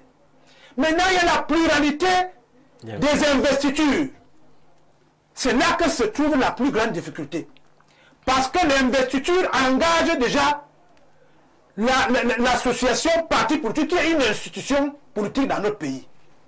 La loi dit que dès que vous avez 2 ou 3 investitures, au premier niveau c'est annulé. Il faut dire ça aux Camerounais. Maintenant il peut arriver pour le cas de l'UPC qui avait 3 candidats je crois, qu'au quartier ils s'entendent. Il dit que frère, pourquoi on n'est pas le cas qu'on a eu en 2018 et en 2020, nous nous retirons, laissons un seul candidat. Là, le Conseil constitutionnel peut acquiescer. Dans le cas où la même institution a 2 candidats, je vois mal que ce soit de la compétence du Conseil constitutionnel. Parce que la loi a déjà réglé ce problème. Lorsque vous êtes dans ce cas d'espèce, c'est le tribunal de première instance qui commence pour régler ce problème. Donc si vous amenez dans un acte juridique qui permet de dire que la loi a déjà réglé ce problème, le Conseil constitutionnel qui peut battre contre la loi est obligé de se mettre par rapport à la loi. Quand on voit pour le premier cas, je peux le citer ici, M. Teller Onana et M. Paul Biya, la loi a déjà réglé le problème. L'ensemble de l'armature juridique qui conforte l'association politique qu'on appelle RDPC a déjà réglé le problème. Maintenant, lorsqu'on sort du cadre des partis politiques, puisque c'est les seuls qui sont à même pour le cas d'espèce, on a donc une horde de personnages qui nous perdent du temps. Parce que pour faire le probatoire pour faire le bac dans notre pays, il faut avoir le probatoire. Nos sociologues disent que l'enfant était trop intelligent en première, il était trop intelligent, mais il a semé le chou parce que la pluie était tombée le jour-là. On ne peut pas faire une loi par rapport aux ingrédients de la pluie. C'est un peu compliqué. En revanche, ceux qui doivent, comme je l'ai dit pour Mbargangele, ceux qui doivent travailler à l'apaisement, je ne sais pas pour vous faire peur aux Camerounais. Le Cameroun a un problème avec ses intellectuels. Ils régulent en fonction de Yaoundé, Douala et Bafoussam. Vous ne voyez pas le pays profond qui n'est pas au courant de vos histoires de peur que vous irradiez dans le corpus public. En revanche, on peut se dire que comme les acteurs eux-mêmes ont commencé à dire qu'il faut respecter la loi, même comme c'est par à coup et par saison, pour la prochaine rencontre politique en 2026, on peut donc se dire qu'il faut comprendre un certain nombre. Et ça se règle quand quelqu'un l'a dit ici, dans l'armature des associations des partis politiques qu'ils appellent coalition, ils appellent ceci. Parce qu'on a eu 2 cas d'espèce, et je termine par là. Un pays voisin que je ne citerai pas, c'est cru de voir sur la base de pression externe à son pays, sur la base l'arrangement, l'amiable, comme il le dit, de remettre en cause une institution qu'on appelait chez eux conseil, cour constitutionnelle.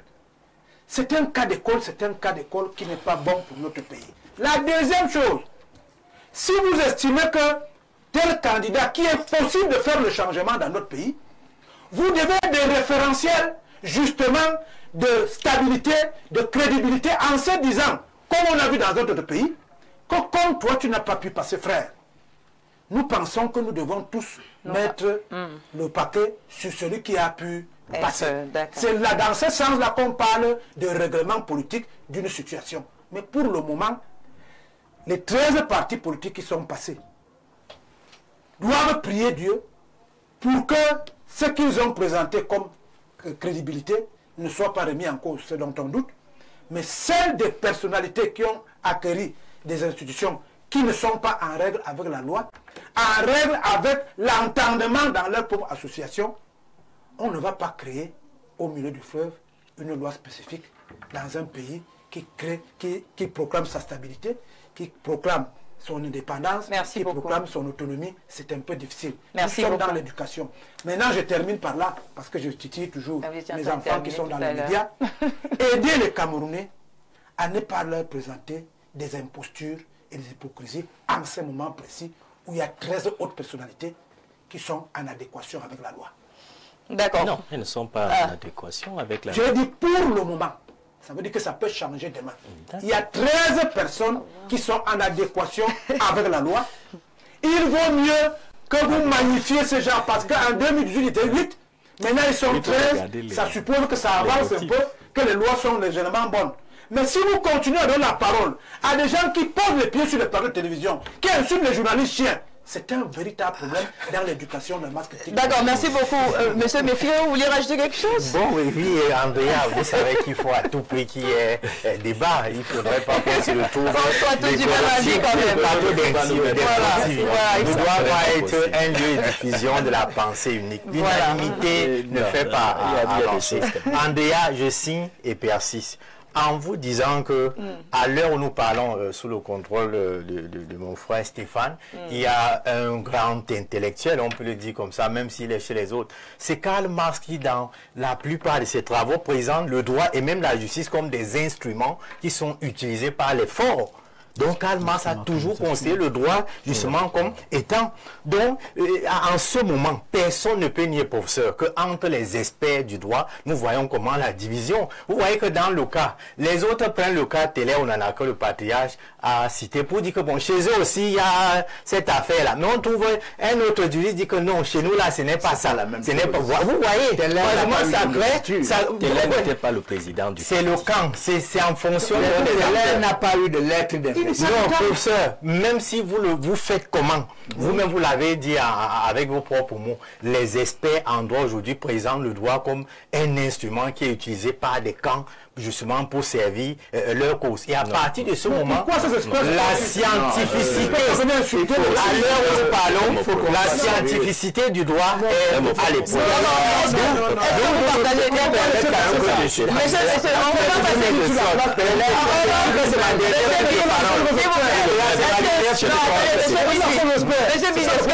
Est-ce que vous partagez l'avis de M. Méfiré? Non, nous ne pouvons pas partager l'avis de M. Méfiré. Non, c'est impossible. Vous ne pouvez pas partager, c'est normal. Parce que ce n'est pas opérant sur le terrain de la sociologie du droit. Parce que ce n'est pas opérant sur le terrain de l'anthropologie du droit. Parce que ce n'est pas opérant sur le terrain de la théorie du droit.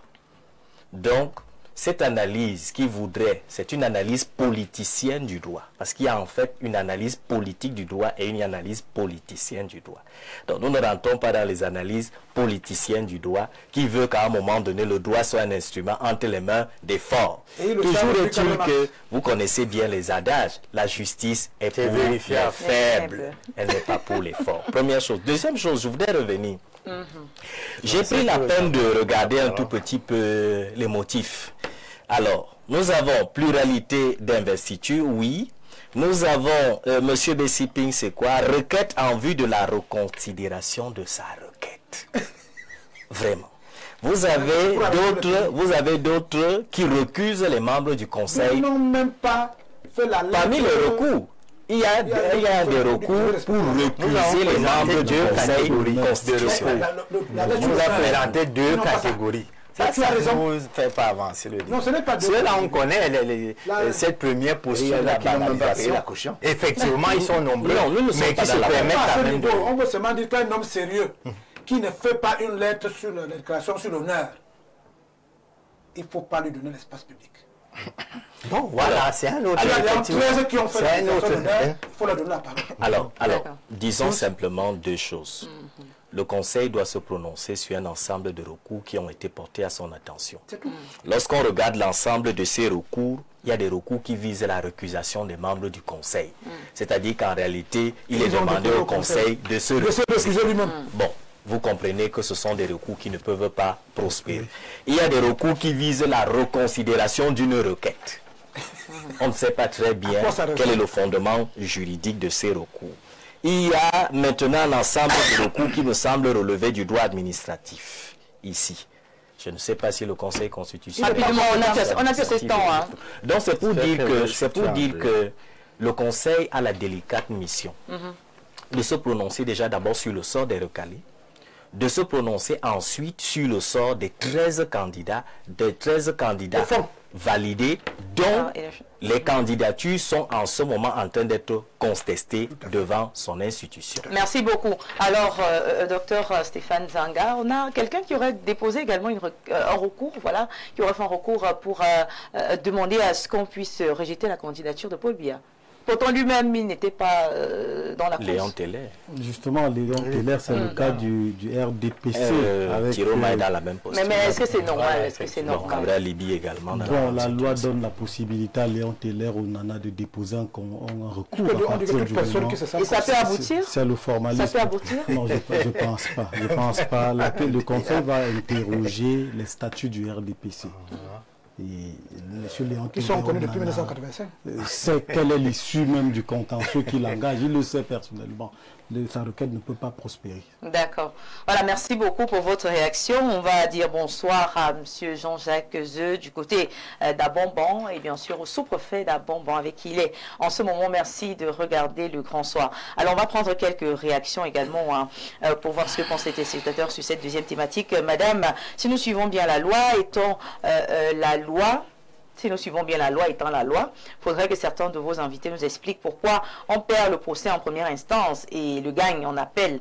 La loi n'est pas droite, c'est pourquoi il y a hiérarchie des instances. Si le Conseil constitutionnel doit être loyal vis-à-vis des LECAM, qu'elle doit être loyale au MINAT, alors c'est une moquerie. Un autre message, bonsoir madame, nous les Camerounais ne sommes pas dupes, pas besoin d'être des spécialistes du droit pour comprendre qu'il y a deux pieds, deux poids, deux mesures. Si le droit était appliqué, le RDPC serait parmi les recalés, monsieur Etoundi. Il ne faut pas faire insulte à Belebouba. Ce sont des passionnés. Ce sont des passionnés. Pourquoi le RDPC serait-il recalé? C'est les autres, ça devient la passion. Vous êtes le candidat d'en face et c'est normal en politique. Comment on peut recaler le RDPC? C'est la Moi je dis que les statuts du RDPC sont clairs. Il faut magnifier le jeune président du FDC. Non, c'est de la passion. Il faut magnifier le jeune président comment il s'appelle là, Matomba. Il faut magnifier Joshua aussi. Je dis que c'est gênant dans un pays que des jeunes montrent comment ils respectent la loi et que des gens d'une génération intermédiaire continuent de les embrouiller. Monsieur le président du FDC, je crois que c'est Emilien. Denis Emilien. Peut-être comme il a eu la chance d'avoir côtoyé ces gens qui nous embrouillent dans la galerie. Nous avons aussi intérêt à encourager les gens qui sont dans une logique institutionnelle dans notre pays. Vous encouragez trop, vous les médias, les gens qui sont dans la logique insurrectionnelle. D'accord, c'est compris, merci beaucoup. Alors bonsoir au panel, le professeur Biloa fait de la comédie, pourquoi? Il dit qu'il attaque le professeur Kamto et l'accuse d'avoir pris de l'argent pour se faire présenter par un faux parti. Oh, monsieur Ekané, je ne me rappelle pas. J'avais dit ça. Il nous renseigne ce qui se dit dans le parti. Ah, voilà. Il dit, oh, monsieur Ekané a été reconnu au Mina comme le président du Malidem qui a pu produire un élu aux dernières élections. On n'a jamais même parlé d'Anissé Ekané ici. Il a lu entre les lignes. Il a suivi parler. Bonsoir madame, je voudrais vous féliciter pour votre dévouement. Merci. Le monsieur en gris avec 3 blancs là. Je voudrais qu'il nous donne un passage juridique qui statue sur la pluralité d'investiture. Alors, qui est ce monsieur là? C'est terminé. Bon, la pluralité de conseil régional veut qu'on amène la contradiction. Aucune chance pour les recaler. D'ailleurs, il nous avait d'abord... En droit, ce n'est pas possible. Si vous êtes militant d'un parti, vous ne pouvez être militant que d'un seul parti. Vous voyez? D'accord. Si vous voulez être investi par un parti, ce parti ne peut investir qu'un candidat. Un seul. Nul ne peut à la présidentielle. Au même moment à 2 formations, à plus de 2 formations politiques. Bonsoir au panel, je partage parfaitement le propos de M. Bikoro, c'est l'alternance. Moi, je peux étudier le droit, mais c'est tellement facile à comprendre. Les candidats recalés peuvent transférer leur électorat à de stéréotyper le peuple en pensant que c'est un seul individu qui incarne le changement. Absolument. Voilà, quelqu'un qui partage le point de vue de M. Bikoro. Très belle mission. Salut spécial à mon ami Bikoro. Je suis un peu embêté par certaines interventions. Pour mémoire, je rappelle que le Conseil constitutionnel n'est pas juge administratif, encore moins juge des contextes. D'accord. Dernier message. Mes hommages, madame et monsieur, sur le plateau.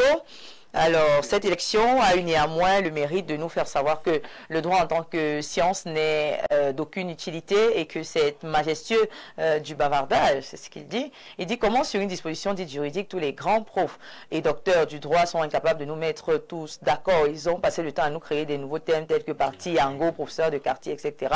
Regardez juste le bruit que le droit crée sur le plateau. Radieuse dame. Merci à M. Méfiré pour son impartialité dans l'analyse et bonne soirée. D'accord. Voilà, on a... Monsieur Bikoro, vous avez pris l'exemple du RDPC, il faut continuer avec les autres cas. Il faut avoir l'honnêteté intellectuelle devant les Camerounais, c'est M. Cyril qui écrit. D'accord. Décidément. Décidément. Il est donc 18h52 minutes. Le temps, il est terminé. Il va très vite. Oui, il va très vite. La décision du Conseil constitutionnel va aller très vite. Apparemment, vous êtes impatient, monsieur le conseiller. Merci. Vous êtes impatient.